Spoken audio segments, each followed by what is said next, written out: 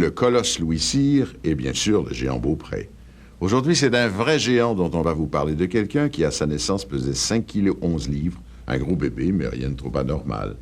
À 12 ans, il faisait 6 pieds 240 livres, un grand garçon, quoi. À 16 ans, il commence à devenir très grand. Oui, à 16 ans, il commence vraiment sa croissance, vous allez voir. Donc, il était une fois un géant qui vivait non pas au sommet d'une grosse fève, mais à Moliens, un petit village français. Il était né en 1946 sous le nom de André Roussimov, et bien vite, il allait tout simplement s'appeler le géant André et plus tard en Amérique, le géant Ferré. Il a 17 ans quand un promoteur de lutte de Paris le remarque et le fait venir dans la capitale pour lui apprendre les rudiments de la lutte. Le jeune André n'a pas fini sa croissance. Il mesure 7 pieds et fait presque 300 livres. Personne ne veut s'entraîner avec lui de peur de se blesser. À cause de son physique, à la fin de sa croissance, André Roussimov mesurera près de 8 pieds et pèsera près de 400 livres.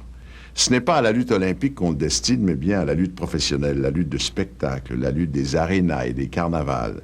Il a besoin d'un gérant, et c'est finalement un autre lutteur, Édouard Carpentier, qui devient son mentor et qui décide de l'entraîner et de lui transmettre tous les trucs du métier. D'ailleurs, les Québécois, depuis les débuts de la télévision, sont des amateurs de lutte. Vous vous souvenez, les mercredis soirs, à la fin des années 50, nous étions tous devant notre téléviseur noir et blanc.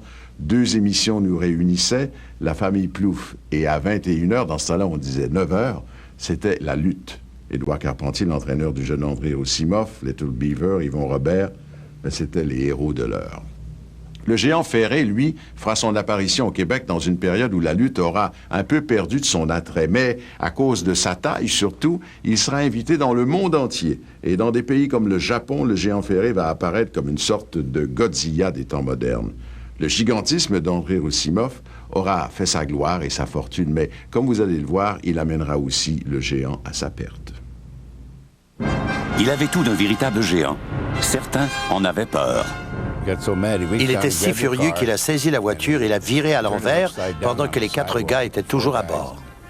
Les jeunes filles l'adoraient. Quand il vous embrassait, on voyait que c'était un géant. Ses lèvres vous couvraient presque tout le visage. Il a grandi, grandi et grandi, jusqu'à ce qu'il devienne la principale attraction de la lutte professionnelle ou de tout autre sport. Le géant Ferré s'est avéré la plus forte personnalité sportive du XXe siècle, avec bien entendu Mohamed Ali.